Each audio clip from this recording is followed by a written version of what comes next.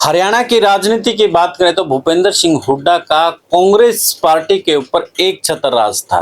2014 से लेकर के 19 और 24 तक कांग्रेस हाईकमान ने इंतजार किया कि भूपेंद्र सिंह हुड्डा हरियाणा की सत्ता में वापसी करवाएगा, लेकिन भूपेंद्र सिंह हुड्डा का हर बार वही लॉजिक देते रहे कि हमने वोट प्रतिशत तो बढ़ाया है, लेकिन अब उस लॉजिक से राहुल गांधी उब गए हैं और बाप बेटे को लताड़ लगा दी है कि वोट प्रतिशत से नहीं सत्ता से काम चलेगा। आखिरकार 2024 में जब लग रहा था कि सत्ता की दहलीज पर कांग्रेस है, तो आखिर ऐसा क्या हुआ कि सत्ता की दहलीज पर जाते जाते हम सत्ता से बाहर हो गए। जैसे ही दीपेंद्र हुड्डा और भूपेंद्र सिंह हुड्डा ने बोलने की कोशिश की तो सीधे तौर पर राहुल गांधी ने कह दिया कि मेरे पास सारी जानकारियां हैं कि किस तरीके से चुनाव के दौरान आप लोगों की गड़बड़ी की वजह से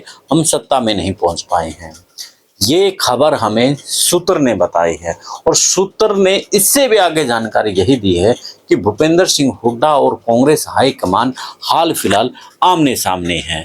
अगर आमने सामने है तो कहीं ना कहीं भूपेंद्र सिंह हुड्डा की राजनीति के ऊपर अब तलवार लटकी नजर आ रही है, और तलवार लटकी नजर आई तो कहीं ना कहीं जो दूसरे नेता हैं, जिसमें चाहे कुमारी सैलजा है, रणदीप सिंह सुरजेवाला है, दूसरे जो नेता हैं, उनको प्राथमिकता कांग्रेस पार्टी अब दे सकती है। यानी कि भूपेंद्र सिंह हुड्डा की जो चौधराहट है, उस चौधराहट पर अब संकट के बादल छाए हुए हैं। तो अब जिस तरीके से राहुल गांधी ने चंडीगढ़ में जो मीटिंग ली है, उससे जो दूसरा गुट है, खासतौर पर कुमारी सैलजा और रणदीप सिंह सुरजेवाला का जो गुट है, वो गुट बड़ा उत्साहित नजर आ रहा है। और उस दिन से भूपेंद्र सिंह हुड्डा और दीपेंद्र सिंह हुड्डा बड़े मायूस बताए जा रहे हैं। तो सूत्रों के हवाले से मिली खबर के अनुसार राहुल गांधी ने बाप बेटा यानी कि भूपेंद्र सिंह हुड्डा और दीपेंद्र सिंह हुड्डा को कड़ी फटकार लगाई है कि जिस तरीके से टिकटों में या फिर टिकटों के अलावा जिस तरीके से भी खेल रचा गया, उसके कारण से बीजेपी दोबारा हरियाणा में आ गई है।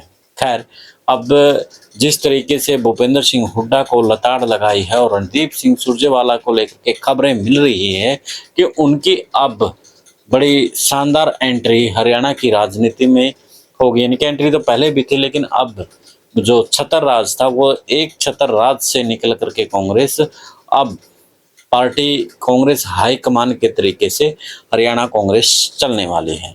तो देखने वाली बात यही रहेगी कि क्या जो भूपेंद्र सिंह हुड्डा के छतर राज से निकली कांग्रेस कितनी हरियाणा में कामयाब हो पाएगी या फिर नहीं हो पाएगी, ये तो समय बताएगा। फिलहाल तक आप आपका जो अपना अनुभव है, क्या कहते हैं हुड्डा को लेकर के कि क्या उनके बिना कांग्रेस खड़ी हो पाएगी? कमेंट में जरूर बताना साथियों। चैनल को फॉलो शेयर और सब्सक्राइब भी कर लें। दे इजाजत, फिर मिलते हैं एक नए मुद्दे के नए विश्लेषण के साथ। जय हिंद, जय भारत, जय हरियाणा।